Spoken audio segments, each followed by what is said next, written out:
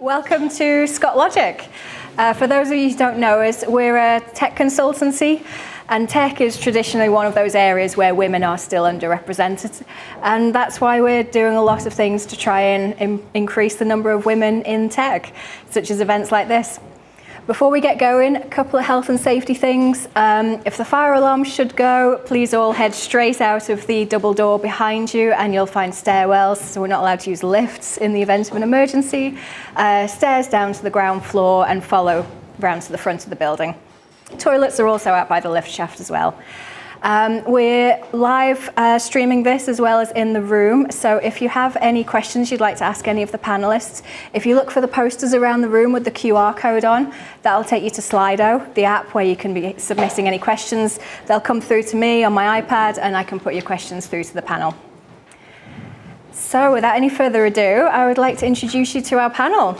We have Charlton, previously a journalist at the BBC and now working here in the Northeast in the Helix site to promote the area to new people.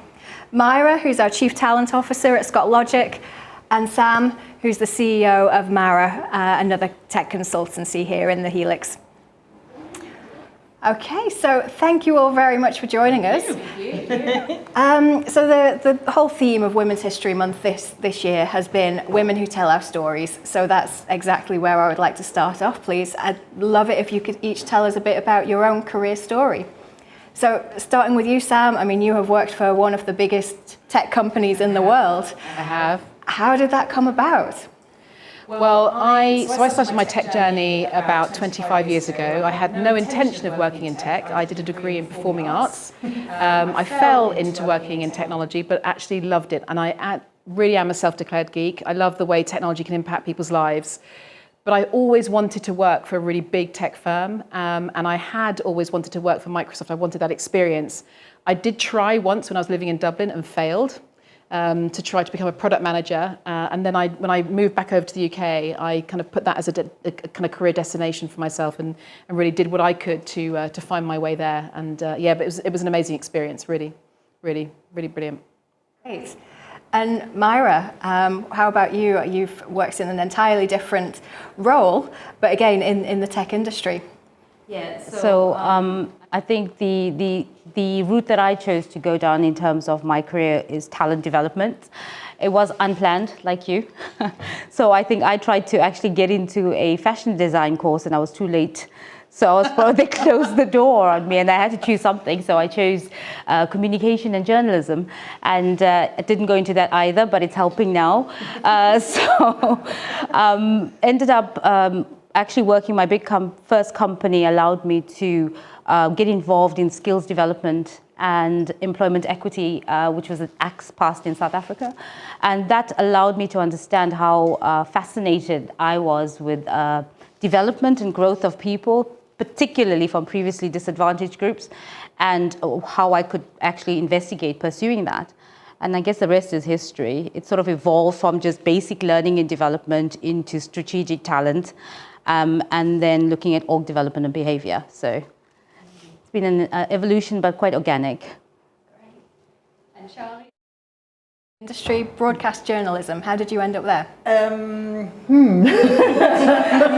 How did I end up there? No, I was kind of living abroad and wondered what on earth I was going to do with my life. And I always knew that I loved radio, had a love for radio, loved talking to people and hearing their stories, but had no idea what that job was. And so in the early days of the internet, literally looked online, what is that job? And up came broadcast journalism. So did my postgrad in London, and then ended up, for family reasons, coming back to the Northeast.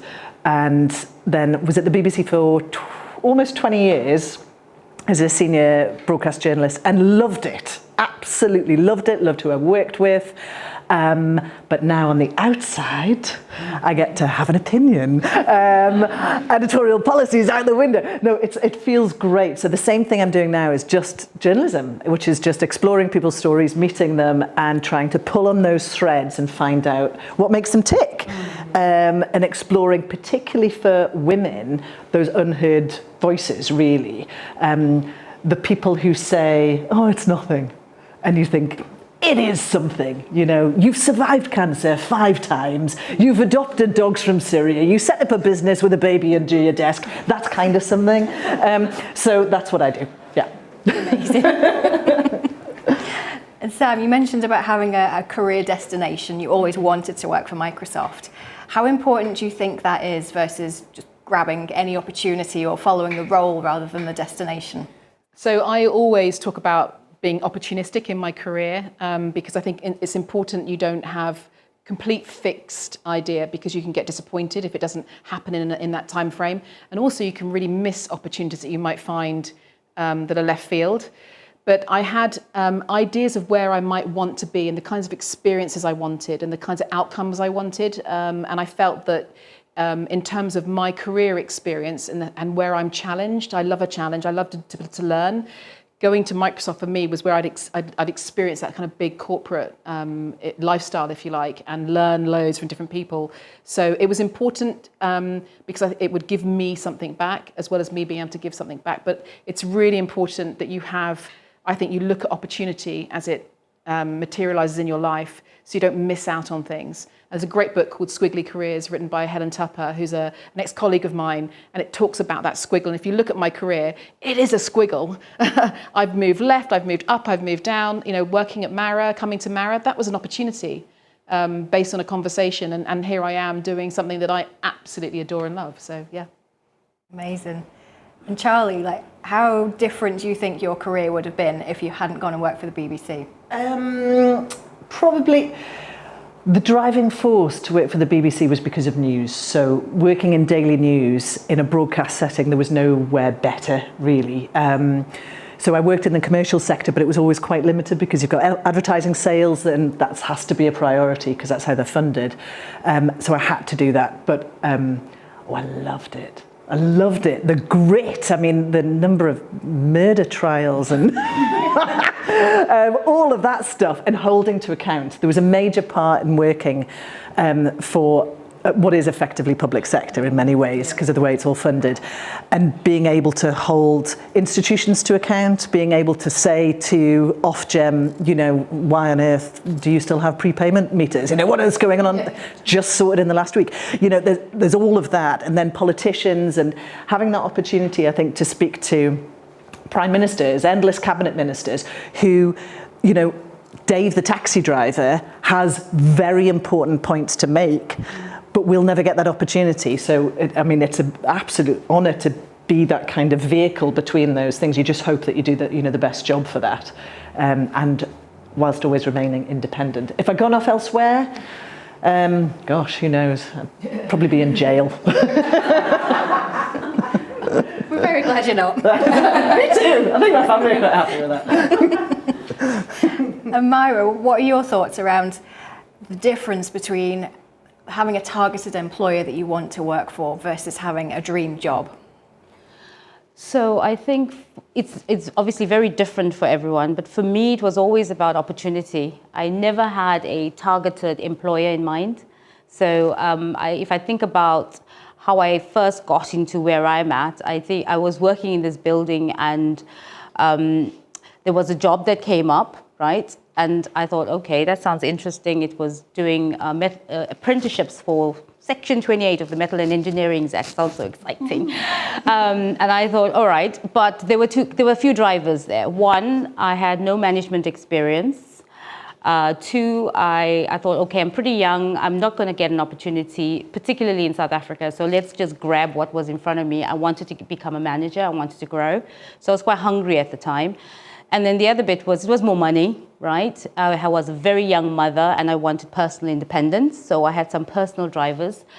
And so I gave it a go. I went for an interview. I studied up on an act that I had no idea what it was about. Went through some assessments, passed that, and got this job, which was very, very, a bit of a shock, I have to say, because the link between my understanding of apprenticeships and what I could do practically was quite tenuous at best. So I think it was more academic in my head to go for something like that. But every role post that drove me, it was my foundational entry into a career that was unexpected, like talent and development. But every role that I've taken after that, there was the questions that went through my mind is similar to you, Sam, is it going to challenge me? How am I going to grow? And because of my level of curiosity, what's the opportunities? What's the company's purpose? I was always interested in companies' purpose and how they treated their people. So all of those questions, but ultimately I'm a learner by nature. So I just wanted to learn, and the brand meant nothing to me. I was just very lucky to get into some really good brands along the way, but it was secondary. Amazing.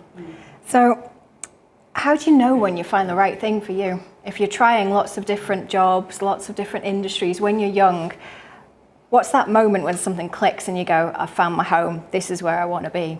And Sam, what was it for you about tech? So I think it comes down to culture, really, and you get a sense of that through the interview process.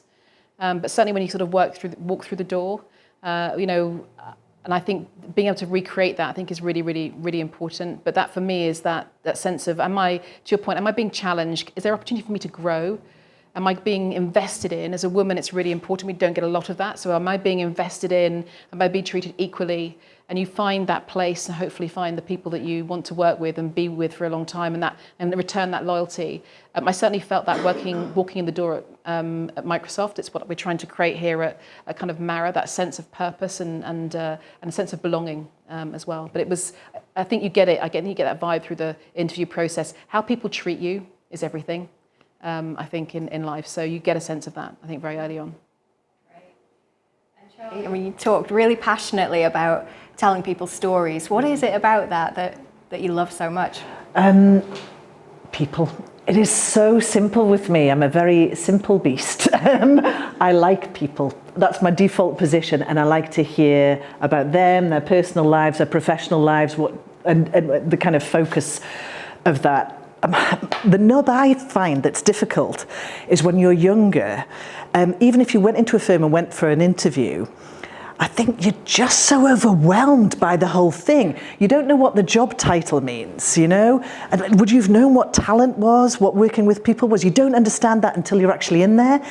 I think for me, you know, I'd done a postgrad, I'd done work experience, but not until I'd spent a few weeks in an actual newsroom did I really know what a newsroom was and how very closely it was aligned to Drop the Dead Donkey. You know, you'd think that was ridiculous, but then you realise, and it's the things that you don't quite grasp until you're in that job. And then I wonder, then is it too late? You know, have you you've put your eggs in that basket, and then how do you, if you were going to have the squiggly career, it takes quite a bit of courage to then leap out of that and choose, is this a better place? And I don't know, is that just something that comes with age? I think the experience? Experience of being able to judge and use that experience to assess, is this the right place for me? One of the greatest gifts that I was given as I kind of went in my career was this concept of job crafting. So this idea that you're using your strengths to look at how you can best perform the job, even if it's not the job that you're most suited to. And I've taken jobs where I've taken a massive leap because I knew I felt I should do the job, and someone was coaching me to go and do this job because it will take you to that next job. And I was rubbish at that job. But I did what I could only do is pull on myself and those strengths and that job crafting around it to bring those strengths to play on it. But I think those are things you have to learn as you embark on your career. Yeah. And Myra, kind of tied to Charlie's love of people, what is it about learning and development, apprenticeships, talent that's kept you in that industry for your career? It's always been about people. So I'm really fascinated by positive psychology and that impact on accelerating human potential, right? Which is why I went into org development and behaviors, because I believe that certain behaviors, how we treat people, really good leaders can maximize potential and bring out the best in people. And there's not a lot of good leaders out there. I've been exposed to good leaders, and I've been exposed to really crap leaders of all genders.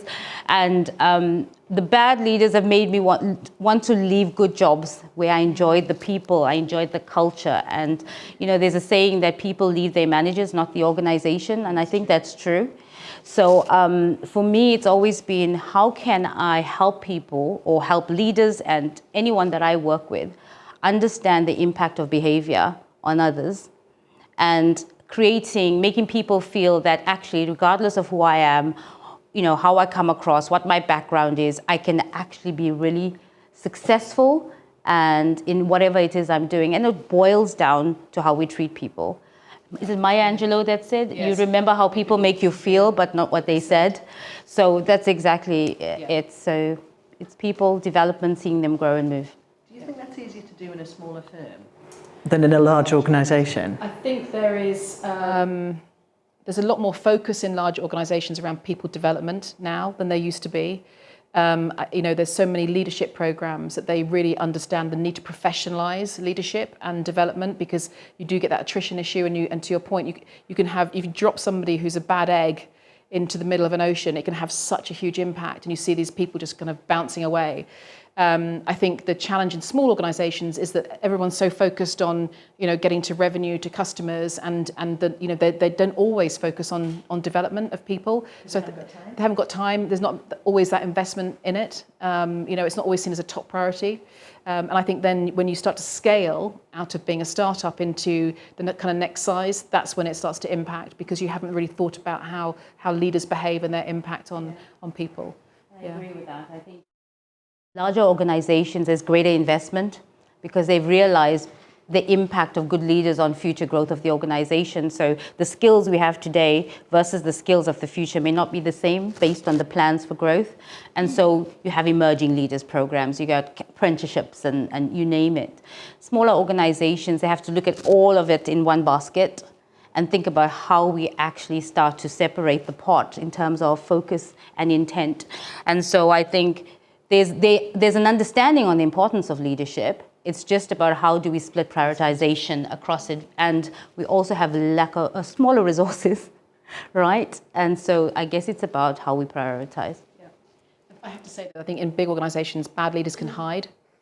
And sometimes bad leaders can be rewarded for performance, even though their behavior towards people is poor. So, large organizations culturally have to avoid toxic cultures and ensure those people are dealt with and exited, because they might have a short-term impact on good performance because they're kind of whacking the stick around, but actually longer-term impact is quite negative.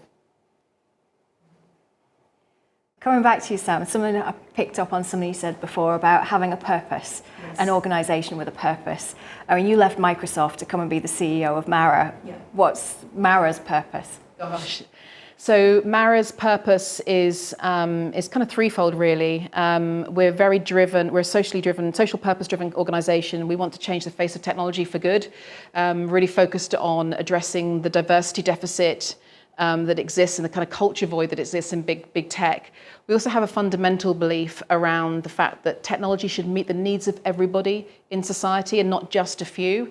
And how we invest in that is making sure that everybody can be a part of the technology industry. So we hire and we reskill people from different organizations and industries to come and be technologists, leveraging something called low code, which gives them a sort of shallower learning curve into technology. But by doing that, it means that when we're talking to governments or to councils or to other organizations who are thinking about the poorest people in society, we've got people often with those real world experiences rather than people who've just come from a very different socioeconomic group that typically tend to enter into tech. So yeah, that's our purpose, about changing the face of technology.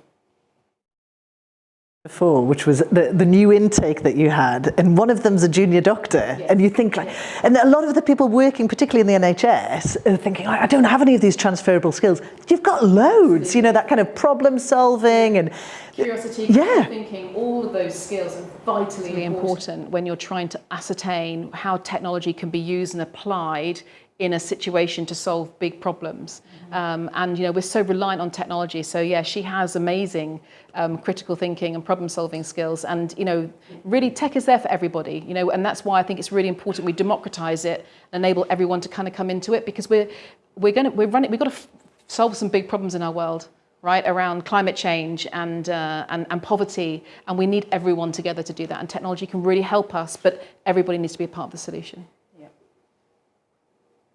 You're at Scott Logic, along with me, another tech consultancy, but one with a purpose. Can you tell us a bit about that?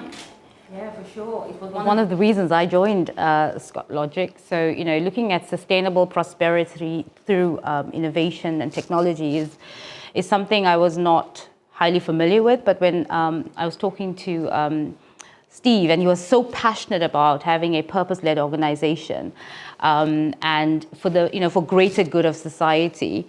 And if I think about, and I'm gonna quote a book like you. So there's a book called The Road to Character. By I think it's David Brooks, and it talks about Adam 1 and Adam 2. Adam 1 is success for you, so it focuses on what we want to get for ourselves, and Adam 2 is about significance through others.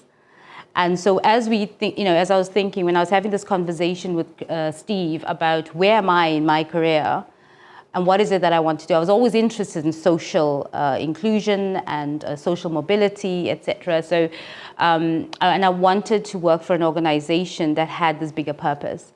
And Scott Logic has 3 missions, and having your social mission sitting at the same prioritization level as your economic and client mission is significant, right? Normally it can get hidden in larger organizations somewhere on the side. We're doing some D&I and whatnot, but here it's as important as everything else that the organization is focused on. I've got Graham sitting here, he's probably saying to me, hey, you better talk about the right stuff. So purpose is very important, and as you move through your career stages in life, I think there's a point where we stop proving ourselves, that Adam 1, and we move into Adam 2, which is about enabling others and making a difference to society.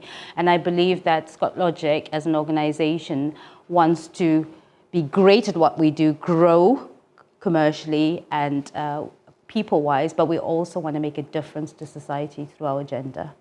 This is why I joined them. Thanks.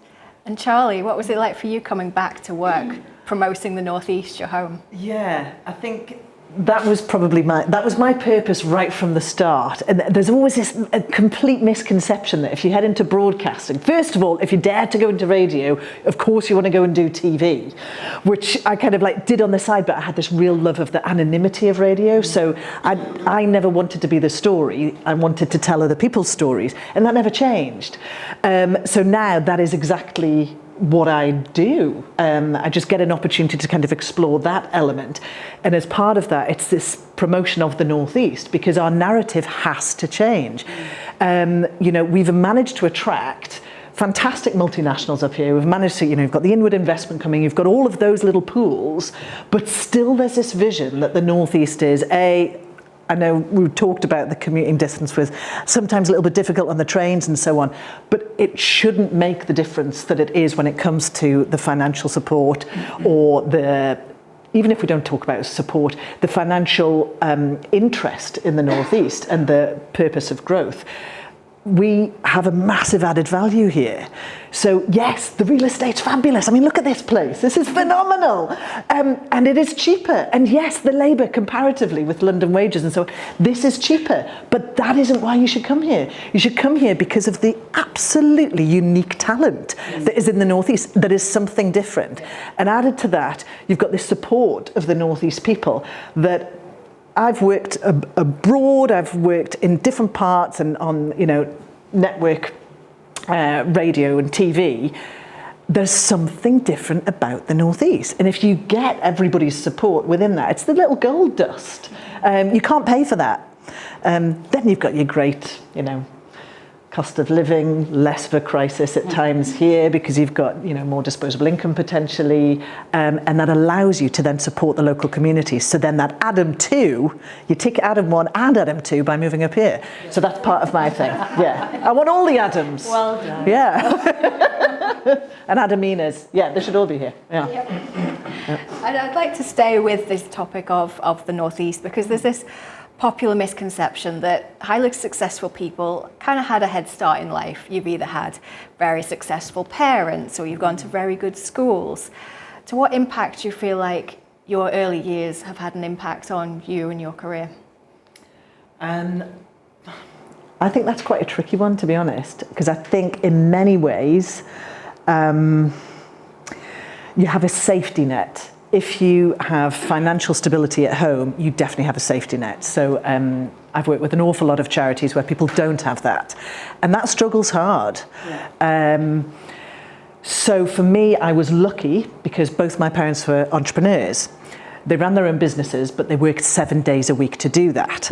So nothing came easy. But then for me, I then saw what it was like to work hard. I saw a different possibility in life, you know, and they were open to me doing that.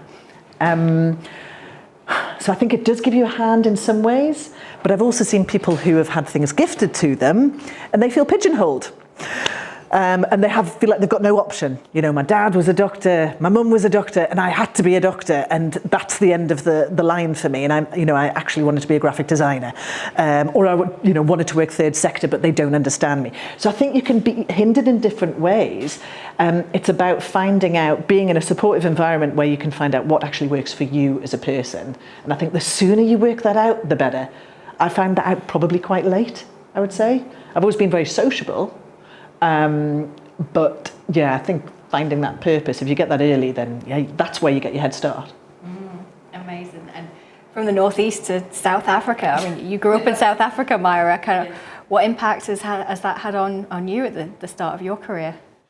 I think it's been pretty significant, and I think I've got some of my South African network that's dialed in today, so lots of love to them because they're 2 hours ahead of us. But I think for me, I didn't have this sort of soft entry into a career or support in that sense. But when you talk about successful parents, I think the definition for me means something else, because my parents are very hardworking. They pushed education on my brother and I in a very difficult environment. So for anyone that knows about apartheid, I grew up under the South African apartheid regime, which is really about institutionalized discrimination based on race. And so we had to go to specific schools and education institutions. Everything was sort of laid out in terms of what you couldn't do. So we really had to make the best of what was there. So education was very important, and that was pushed by us. But we also I had a lot of strong values and principles about how to be resilient and how to be your best, even in circumstances that were not great. And then growing up in a community that was extremely supportive. So where I grew up, our family was neighbors and friends. And so they say it takes a community to raise a child. And I totally believe that that's what happened. And it's instilled values that's made me very focused in terms of doing the right thing, but also wanting to be the best, work ethic. So I would say that everything that's been instilled, not through having a lot of finance available or just hard work and determination, is what's driven me to actually accelerate in my career. Great. And Sam, how about you? Yeah, so I think having role models who demonstrate the impact of working hard. My mum was a single parent. My parents got divorced when I was 8. She was a nurse. She worked 3 jobs to ensure that she could put a roof over our head. She had 3 children. So she really instilled in me the importance of getting an education. I was the first of our generation to go to university. My brother's an entrepreneur. My older brother's an entrepreneur. I've got 3 brothers, lucky me. But that kind of, I guess, the grafting really, and the importance of that, and that you put in and you take out what you put in. And I think that for me is something that I want to instill in my children as well, because I see a lot of entitlement in the world, that things should be in my lap and what have you, but actually you need to make your destiny happen. And you can only do that if you put some hard work and effort into making that work for yourself. So, yeah. Great. And while we're all thinking back to those early days, if you were to speak to your younger self now at the start of your career, what advice would you give them? Who wants to take that one first? Myra? I will go. I would say control your temper and... You know, there's a load of people online now just like, agreeing. Think before you speak. That's the younger me. Maybe a little bit of the older me as well, but I used to take things I take things very much to heart, and sometimes I spew out The immediate response that comes to mind. I'm talking like Charlie now. Spew out that response and think about, oh, maybe I should not have used those words. Yeah, you know, I should have been a bit more considerate.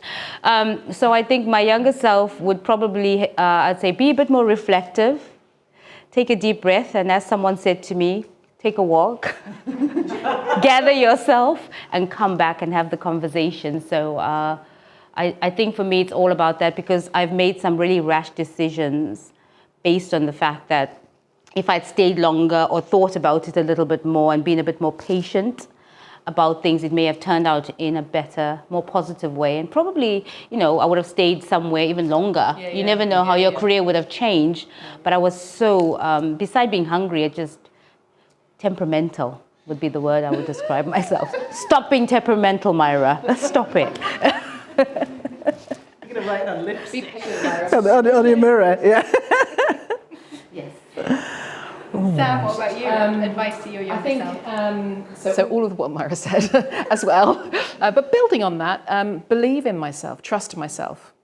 I think often as young girls and as women, you know, we talk about in things like impostor syndrome and all of these sort of categorizations.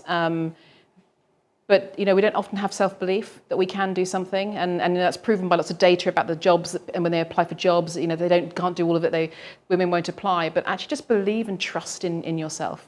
And give yourself a pat on the back for every success that you get through and every stage of your life, because you've done it through hard work. So, yeah, just believe. And Charlie? Definitely the belief element. And people are surprised by that, because you see, if you're quite a talkative person, You must be really confident. yeah, but I think within yourself you have all these, you know, doubts. Is that the way to go forward? But the biggest change to my life is probably try and meet your husband earlier. Because we met late, which then, of course, we were lucky enough to have children, but I'm knackered. And like, literally, I'm like at the school gates with, you know, some mums who are like in their 20s. Yeah, I mean, I lived my life and I loved my life, and, you know, I lived my life. But it might, I just think maybe getting a bit more of the sleep struggle earlier on in life might have helped. That's probably the big change I would make, yes. And I might be the opposite to you. Yeah. I might be, instead of staying longer in places, get out earlier. Yeah.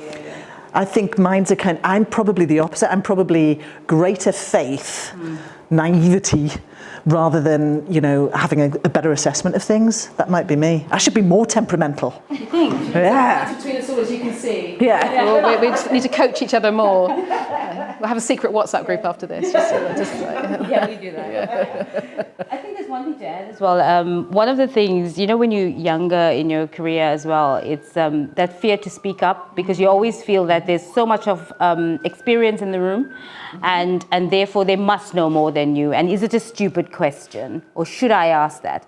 And that happens even, you know, as you get older in your career sometimes, because, but ask it. You know what, all you're gonna do is somebody's going to say, you know, that's probably not right, but you're close, or you'll be surprised and say, actually, that's brilliant. Why didn't we think about that? So there's no stupid questions. And many times when I've kept my mouth shut and not said anything, I've, oh, that's what I was thinking, but he said it. So say it. Yeah, I think that using your voice is really important. Yeah. You're advocating for yourself, for others, being the ally in the room for yourself and for your own ideas, and owning them and knowing that that's okay. Absolutely. I think that's really great. Yeah. Yeah. Being a great listener. Yeah. Yeah. The things you pick up from other people are tremendous. You know, sometimes the way somebody says something is actually, you know, indicates they are saying the opposite to the words that are actually coming out of their mouth. And how can things be channeled? And you were talking there about, you know, the kind of what sets you up in life. Often, the things you find out about people's backstories and what they've been through that they think is nothing. You know, and you just think, if you've had that the race challenges you had, I mean, that is, I can't even imagine that. You know, it's like other people growing up in war zones. You've got that to contend with, and you are still trying to do your job, still trying to go to school. You know, that is, your mum with 3 three jobs and 4 kids, was it? 3 kids. 3 kids. Well, yeah, second one was from my last brother is from my dad's second marriage, so she didn't have to raise him, fortunately. That is tremendous. That's like a powerhouse of a woman to do that. I think that's yeah. Sorry. It's amazing to listen to. I mean, I know there'll be a lot of people, including me, kind of looking up to the 3 of you right now. How important do you think it is in this day and age of Instagram and social media to have relatable role models, not just your super glamorous, famous millionaires, but relatable role models to aspire to be like? I think it's absolutely essential. I think I was giving a talk at a school the other day, and I would honestly say it is the very first time I've given a talk to, say, under 18s, we'll go as broad as that, where I wasn't asked, who is the most famous person you've interviewed? It was literally the first time. And instead, the question I was asked was brilliant, which was, who was the most inspiring person you've interviewed? And I thought, that's the story you should be looking for. Yeah. Didn't know the answer, but great question. Yeah. I'll write that one off. Yeah. Myra, Sam? So I think it's absolutely important because, especially when I wish that I had seen a lot more role models that were a little bit more like me, not just look like me, but there was the other connector points in terms of, interest or just being from different backgrounds, especially when you're exposed to loads of individuals that are similar and you're the one that stands out. You always think, when you see a role model or somebody that's more like you, think, oh wow, it breaks down those internal limitations that you place in your conscious mind or subconscious mind about what you can and cannot do. So when you see role models out there, they're just inspirational to say, actually, you know what, I can actually do that. If that person can do that, so can I. So it motivates you. There's this level of inspiration you find by just saying, it's not impossible. The art of the possible is there for you, so because there's others that have done it before you. There's an element, though, in being truthful about your story. Because I, as a mum, see a lot of what I imagine are extremely successful mothers, but behind that, they are on wages that mean they can afford a nanny and they choose to have a nanny, which means they can then work different hours. Or they've got an extremely supportive partner who then became the stay-at-home to allow them to develop their career. Or I feel like there's sometimes... There has to be authenticity, so I think you need to be a truth teller. So there's this concept that's sold to us that women can have it all and be all, that we're going to look like Kim Kardashian when we're 60, that we can go to the gym for 8 hours a day, that we can have 15 kids and still be a CEO and go on lovely holidays. All of that thing is just all nonsense, right? And I think the biggest challenge is that women, young girls, look up and go, I can't see someone who might look like me or my mum up there. Because often, and I've experienced this in tech, women at that level hide what it's taken for them to get there, because by being authentic, it meant that they were vulnerable, and that they couldn't admit that they had to go off at 3 o'clock to go and pick up a kid or deal with a snotty nose and all of those things. I've generally had to hide that I've had children in those conversations. So I think it's super important now that we tell the warts and all story. And it's not about saying you can't have it all, it's just about understanding what it takes to do these things. And also, I think what's really important is that we have to opt in our menfolk. Right? It's not just the women's load. Women are now, particularly, I'm in the sandwich generation. I've got youngish children, not as young as yours. I've got an elderly mum with dementia and who's in, kind of end of life. And my mental load, I'm constantly context switching. And what I've learned, and actually probably later on, I wish I'd learned it earlier on, was the importance of a support network, the support system that's around you. It's not just about paying things, but actually making sure you can ask for help as well when you need it, and building that around you. It's okay not to iron everything. I don't iron. We had this conversation earlier. I just refuse. We don't iron. We don't iron. No, but it's okay to let some of that crap go and I don't have a perfect life. It's like, it's okay. Yeah, we don't iron. Can you just tell? have got a steamer though. Steamers are brilliant. But you know, it's okay just to let stuff go. And we are sold such a load of crap. Sorry, but we really are as women. And I think we've just got to realise that actually, you know, we've just got to. We want to be financially independent. We want to be successful. Some things have to go. Men have to join us on the journey. But we have to be relatable for the women that are coming up and put the ladder down and pull them up with us. So yeah. I was going to say yes. Yes, there we go. It's on the boil, like one has to come off at some point. And I think, because I'm in the sandwich as well, again, another reason why I should have married earlier. Anyway, but... don't do that. But, you know, something has to dip off there. And I feel like there are some of my friends who have chosen not to have children. And so they've seen the benefit of that to other parts of their life, and they're very, very happy in that zone. And it's given them a lot more free time to keep another pot on the go, and that's been the fulfilling part of their life, whether that's been career or home or friends, the times where you could go out. And you know, I think that that's the truth of it though, isn't it? It is. Some things, my life is a compromise at times, right? So you just have to decide that pot's going to overboil, or I'm not going to put it on the hob. And that's just the reality. And you're going to make a decision and make a choice. As long as you're making the choice for you in the right way, and you're not being forced into the choice, I think that's okay. what pot have you taken off? I'd say probably my social life. You know, in reality, I have love wonderfully. I have a lot of friends that I met online through an IVF journey. So I've known them for 16 years, and some of them I've not met in person, but they are some of my bestest friends because we've shared so much together. But they're always there for me. So wherever I am in the world, they're always there. But it's the physical relationships at times. But I also know that my friends that I've known forever will always be there for me. So that's okay. But yeah, that is a bit that I get challenged. So yeah, I'm rubbish. One drink and that's it. I'm gone. So yeah. Well, you want me to say something? No. I was just thinking we've run out of my questions. No, I think for me it's all about balance, actually, at the end of the day. It's hard to have balance when there's inequality, I guess, in terms of how you live your life. So it's no longer men do this and women do that, and this is the breadwinner and so on. It's about equal playing fields right now. So who's going to support us to move forward? And with me, most of my career I was a single mom. Yeah.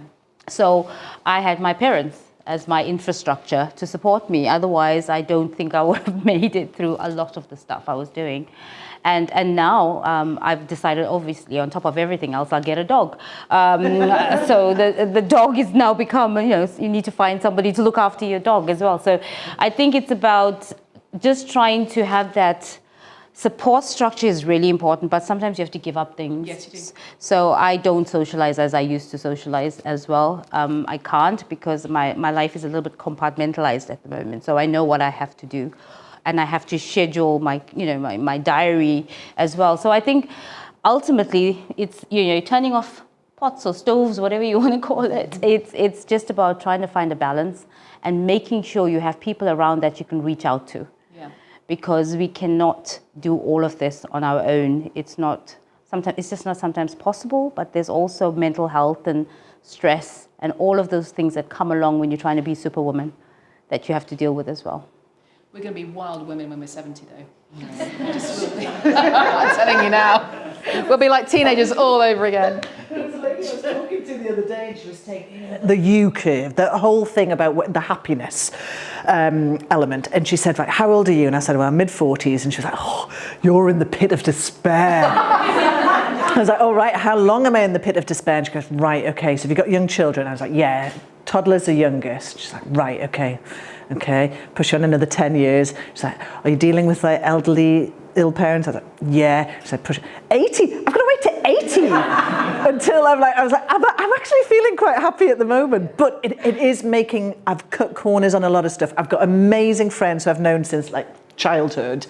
I saw one of them on Monday, and it was, you know, when you have those meetings. Meetings. Yeah. I should love that. I called it a meeting. Drinking wine. And your roots. Yeah. It's like your roots have just been fed. They just know everything about you. You know, the jokes are still, and there's nothing better than that. Yeah. And then at the same time, the next day, I was knocking about with a new friend that I've met through the Helix site, who is tremendous, blow your mind, wonderful woman. And I'm really glad that she's now part of my life. You know, you can have those little balances, but it's where do you find the room to go to the foam party at the local working men's club? I found time for that Saturday morning. Oh. 6-year-olds with glow sticks. It was absolutely terrifying. You want to come? Yeah. Signing you guys up. That's my only Amazing. Well, thank you very much for answering all of my questions. I'd like to switch us now to answering some of the audience's questions. So we've got some already been submitted through Slido. For those of you in the room, if you'd like to submit any, just check out the QR code that's printed around on the walls. So I'll start off with one that I think has been written here for you, Sam. What tip would you, no, in a good way, what tip would you give to a woman who is a squiggly careerist? 4 years in their new role as a senior, aspiring to break into leadership. How do I get there? Finding the sponsors, and if you want to do it in your existing company, I think it's about understanding what you need to get into leadership, like understanding where the areas you need to grow into, your development opportunities, but finding the sponsors within your existing organisation. Mentors are awesome. You know that you can't get into leadership unless you're bouncing into another company and you're going for a leadership role. But you know you need that sponsorship. Those kind of allies who will work with you to help you to manage your kind of experiences and what have you. So that for me would be find the opportunity, find an area that you want to go and be in, for example. Find a person you want to work for. Finding out who you want to work for as an aspiring leader is really, really important. And then building up your mentorship network so that you've got people to mentor you into that role and then ultimately sponsor you in there as well. But putting your hand up, I always say this, put your hand up for everything. I have an issue with saying no to stuff. I know that, but just put your hand up because you do not know what someone will go. Can you just do this? And you have no idea what impact that will have on your career. So yeah, there you go. Charlie, Myra, anything you want to add? Tips for a squiggly career? Yeah, I agree with everything that Sam said. I think mentoring is quite important, finding somebody that you respect and that you think will be able to provide you with the advice you need. I think there's a term I heard that's called the personal boardroom, which I utilize. And personal boardroom is just about having a list of individuals that you will call upon, whether it's a technical skill that you want to learn more about, or it's something behavioral that you can get support on, that you think that person's really great and I'd like to learn a bit more from them, or it's just something that's more personal and somebody that you trust, that you've got a network of individuals that you can reach out to. So for me, having that personal boardroom that I can touch base on particular things helps eradicate the level of stress that you can feel when you're trying to deal with things on your own. Yeah. And from a career movement perspective, having the ability to, go through the different forks of people that you can touch. But mentoring, coaching, even external mentors, I found external mentors really, really useful. Yeah. Just reaching out to somebody you've heard about and thinking, oh, I wonder if that person would be interested in mentoring me or having a conversation and a coffee with me. I think one of the things, just to add to that as well, is I invested in a coach. So having someone completely external to my network who really helped me to understand me. And I think that as well, that investment in you, if you want to go for leadership, or just that personal investment in your personal development, just invest in people who can support you in those relationships. Well, I was just going to say, I've been given a mentor this week, and I was just thinking, how does that fit? So I've mentored people before, but within broadcasting. And the lady that I've been matched with, it was through the Northern Power Women Awards. So they'd like it to be not just about one night, that you have this kind of procedure afterwards. And the lady I've been matched with works in finance. And initially on paper, you'd think, what are we, where are we going to match together? But I think it is those kind of other elements to your personality or what you might be. Maybe I'll just get her to write some funding bids for me. Maybe, I don't know. Yeah. Seems like a nice lady. Giving them a task though. No. Got my book references as well. No, I think that what they were saying was come out with they need from the mentees, they want something that's very direct. What is your aim from each of these sessions? Yes, so be very clear about that when you're going to... You don't just go into it for a chat. Be really specific about what you want to get out of it, and then you'll have the best relationship. Being a mentee and a mentor being a mentor is super rewarding. Yeah. So people do it because they want to kind of give back and support as well. So yeah, but you have to invest in it. Thank you. Got another audience one here, so should be interesting. What adversity have you faced within your career and how did you overcome it? Yeah. Let's go for one example each. Go on, sorry, Charlie, go. Probably don't want to explore it too much, if I'm honest, but sexism. And definitely post-motherhood problems. Assumptions that are made about people when they become mothers. I actually think that you potentially become a better juggler of things because you have to prioritise, you become more efficient and all the rest of it. And I don't think I valued that in other people. I don't want to get sued. Yeah. Sexism, I think, is rife, unfortunately. Yeah. I think sexism for me, and I was telling this story to somebody. I think that every decade of my life, I've experienced some form of sexism and discrimination based on the fact that I was born female. There's been sexual harassment. I've had sexual assault. So you experience those things. So you overcome that. The biggest challenge, I think, is that we normalise it as well. So we accept that that's going to happen to us as women sometimes in the workplace. 16 years old, I walk into an office, my first office job in the summer, day 2, and I'm wearing a shorter skirt because it's warm. And the guy says to me, "Oh, I can see your legs today. That's great." And you just sit there and go, "Okay, all right." And then you sit down and you just kind of trying to figure stuff out. We normalise and accept that behaviour, so a lot of that stuff, and it's really, it's why I'm doing what I'm doing now, because I will not let the next generation suffer with the things that I've suffered with. Absolutely. I think for me, it's more around micro-inequity that's sort of been really impactful since I've been in the UK. And micro-inequity is really, they call it a death by 1,000 cuts. And it's a term that was defined by Mary Rowe from MIT, which is, it's very hard to prove because it's how you feel. It's how you feel in a situation. And really, an example that stands out in the director role, standing in a meeting with a whole lot of colleagues, men and women, and because I was the only sort of diverse person there, but the conversation was happening, quite a good conversation, but the person that was speaking didn't really give me eye contact, didn't acknowledge that I was there. And what that does is it sort of makes you feel really small and invisible, but it's a micro iniquity because it's normally targeted at people either of color or women. In a conversation, it's very hard to prove, it's subtle, and in most instances it's not intentional.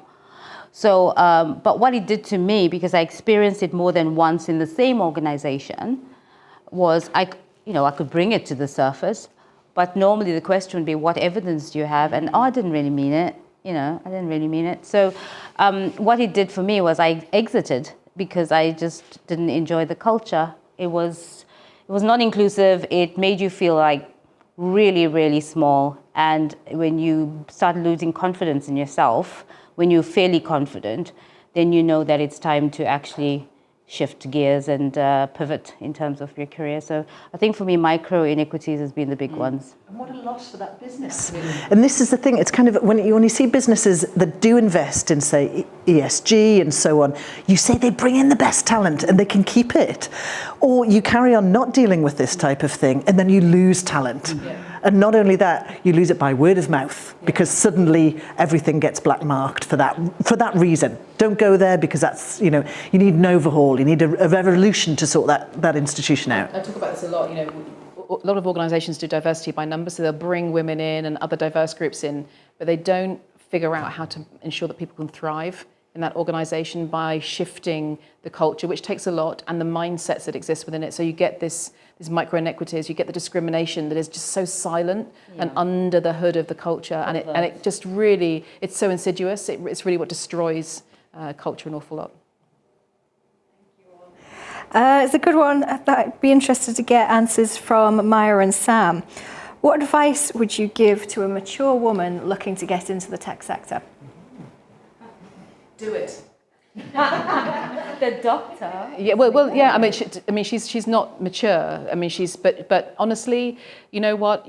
We underestimate the transferable skills that people have from other industries. And I think we live so long these days. You know, we've got almost 3 lives in us, and the technology industry needs people. So just go on, find a course, look at the charities that exist like Tech She Can or STEMettes.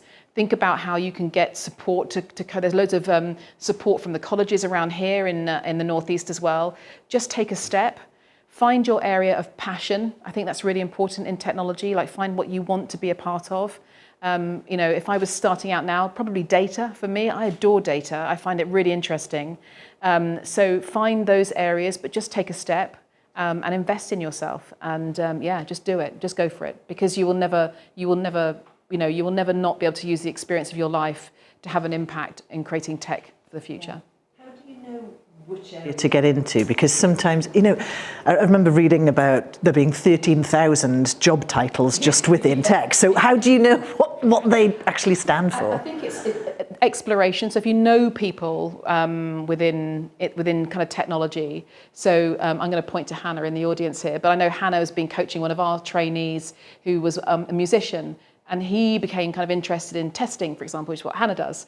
So, you know, talking to people and exploring, because typically we know people who work in tech now, it's not just something over there, but understanding that, doing some research into it and finding out what areas you might be, you know, you might have a passion for cybersecurity and security and hacking and understanding that type of thing. So you need to do some research and try some stuff out. But, you know, for me, as I've grown up in technology, it's always been about, for me, data. Data can give us so much, and it's so exciting when you start to unpick it and unpack it.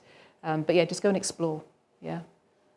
Yeah, I would say speak to people that are in the field because of how big it is. I mean, I've just been in tech for just over 12 months, and I think if I had to actually choose a space, it'd probably be user experience because it's more creative and more interesting to me. But I think there's opportunity for individuals, regardless of age, to change careers now.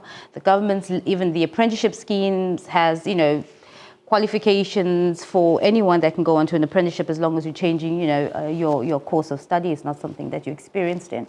So use it as an opportunity. If you're passionate about something, life is too short not to try it. So I would say do some investigation, like Sam said. Find an area that's more conducive to the strengths and the passions that you have. So like, if I'm creative, I'll go into that. I won't do data. Or development, because I can't see myself writing code. But, you know, and Graham might, please tell me, do you write code in user experience? Thank God. I chose the right career, right? So, yeah, so I think just go for it.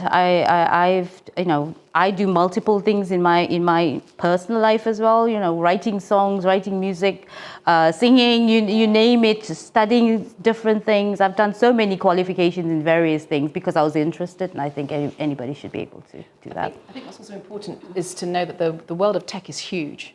So it's not just about being a developer or a data analyst or a cybersecurity specialist. You know, you can be a business analyst, you can be a project manager. Those kind of what I call the supporting functions are equally as important. And it might be that's an easier transition to make initially, and then you can kind of go and explore roles to become maybe a solution architect or something like that. So there's a huge universe of roles out there. The most important thing is bringing your authentic self and your experience into that role, because that's where you can have a real impact. Advice, thank you. And Charlie, we've got a question here for you. Do you think you have to be based in London or Manchester to make it as a journalist? Oh, because I used to be. No. There are sufficient opportunities in the Northeast now? I think that is changing. I think that is, and changing extremely recently. There's been a massive, it's tricky because the journalism sector is obviously, it's morphed into something that it never was before. You know, so 20 years ago, you had a very strong press sector, you had TV, you had your traditional sources. Online didn't really rise at that point, whereas now everything is digital first. So to be a journalist now, it is generally multimedia, and you need to write in different ways. So the way we communicate and talk to each other is in a different way. You know, you might be kinesthetic, so I'm going to start using loads of words about how we feel. You might be visual, so I'm going to say the word see a lot. You know, there's all that type of thing. And then you move that into online, broadcast, TV, radio, and beyond. That can be done from anywhere. The pooling of resources was always London.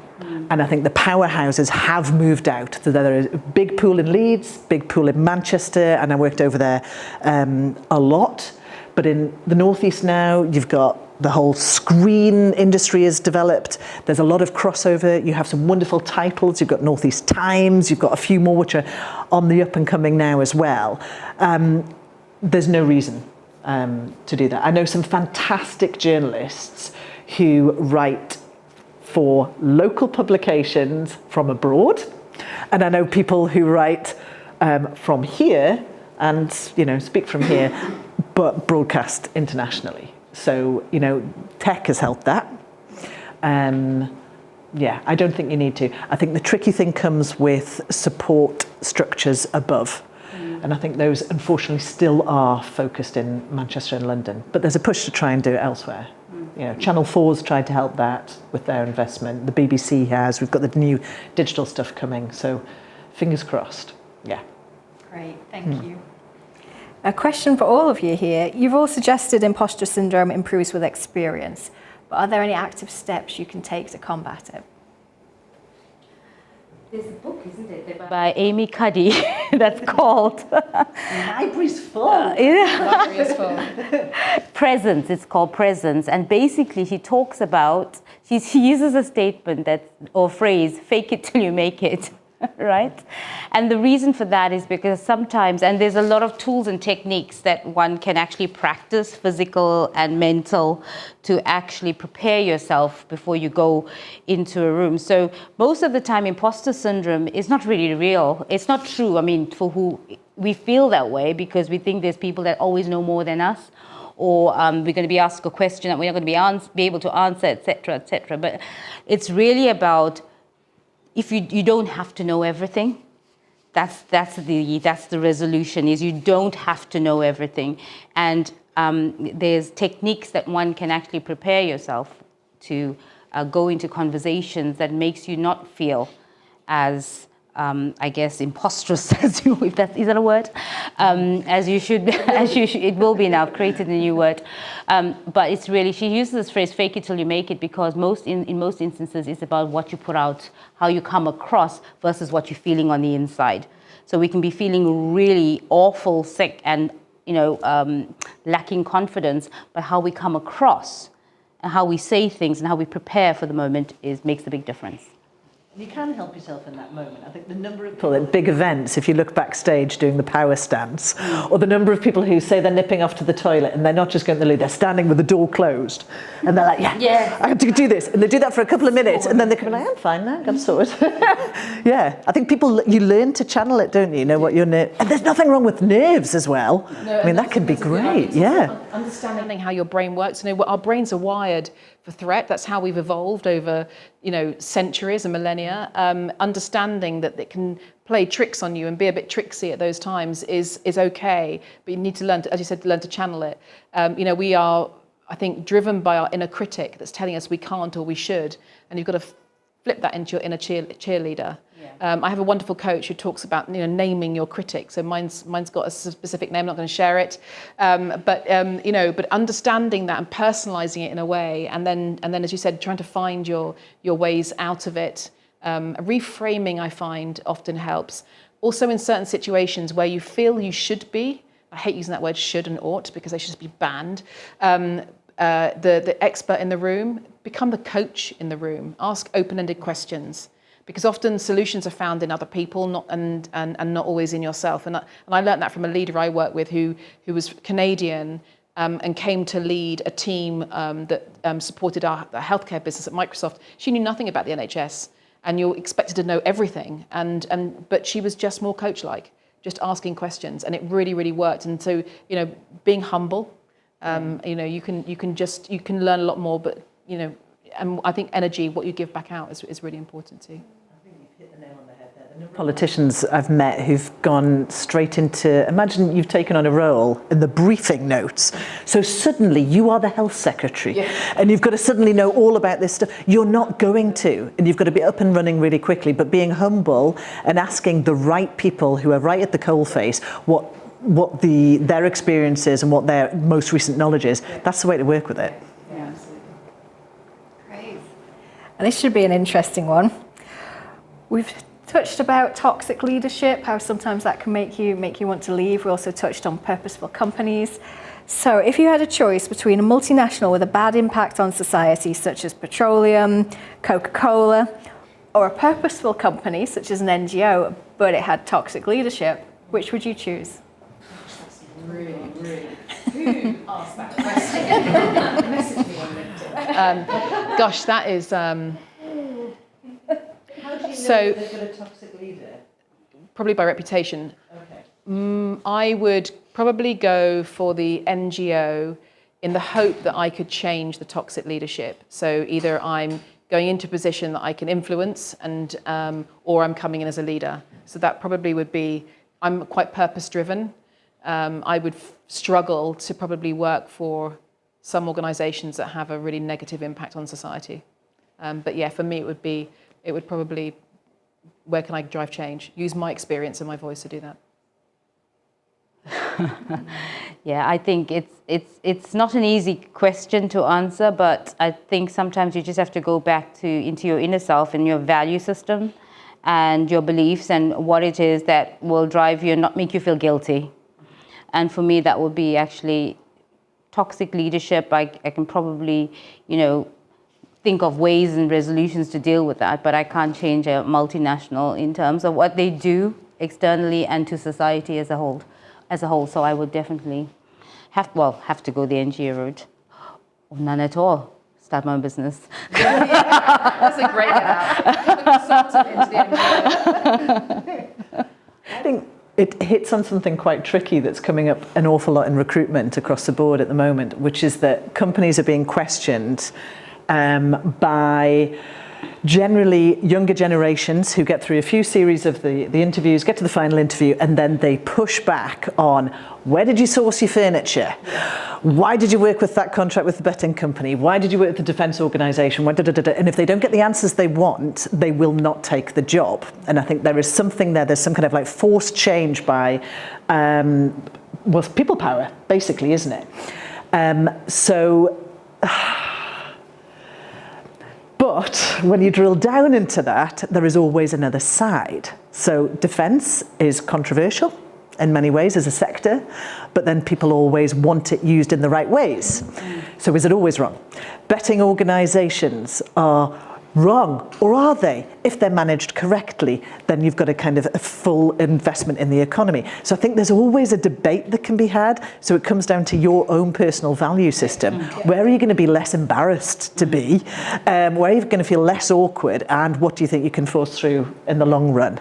Yeah. And that can flip both ways, right? So totally. You potentially have an impact working for a big petroleum company where they might go and dig for petrol or go into sustainable energy. It's whether you feel you can have enough impact in a bigger organisation versus potentially a smaller one, I think. But it's all about your personal choice, really. And your level of influence. Yeah. Great, thank you. And we could keep going all night, but I'm conscious you've been talking for a long time, so we'll do one final question. I think this is a good one to end on. We're here in the Northeast, sat in the office of a tech company. So the person who would like to ask, what are the main challenges that you think the Northeast tech sector still faces when it comes to D&I?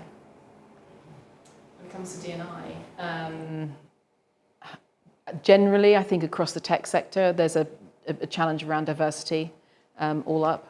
I think there's a real humility in the Northeast. I'm not from the Northeast, as you can probably guess. I see a lot of pride and ambition in this part of the world. And I think there's an opportunity that they're willing to go on that kind of learning journey to be better and different and to represent the Northeast in all its beautiful glory. And that's not to say there are probably pockets where there are challenges, because there are everywhere.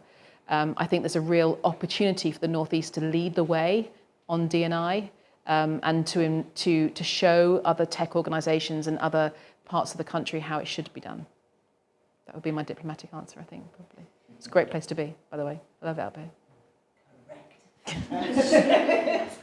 I think there's an innate challenge, which is that our demographics across the Northeast, we have very low percentages of non-white population.